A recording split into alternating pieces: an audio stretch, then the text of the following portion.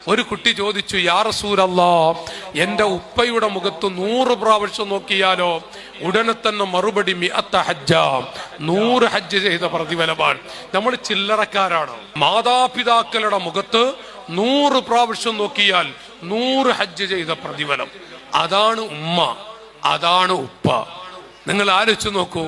അഷ്റഫുൽ ഖൽഖ് തങ്ങൾ പറഞ്ഞു, അൽ വാലിദു ഔസതു അബ്വാബിൽ ജന്ന, സ്വർഗത്തിന്റെ കവാടങ്ങളിലെ ഏറ്റവും പ്രധാനപ്പെട്ട ഒരു കവാടമാണ് നമ്മുടെ ഉപ്പ.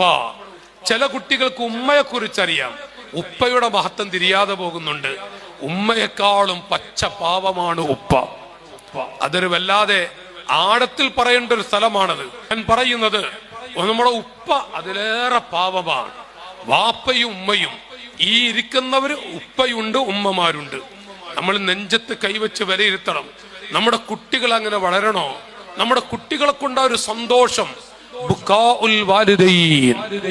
ഏതെങ്കിലും ഒരു കുട്ടിയുടെ വാക്കുകൊണ്ടോ പ്രവൃത്തി കൊണ്ടോ ഒരു ഉമ്മ കരഞ്ഞാൽ ആ കരച്ചിലിന്റെ ഗൗരവം, അതിന്റെ ഭവിഷ്യത്ത് ദീൻ പഠിപ്പിക്കുന്നുണ്ട്.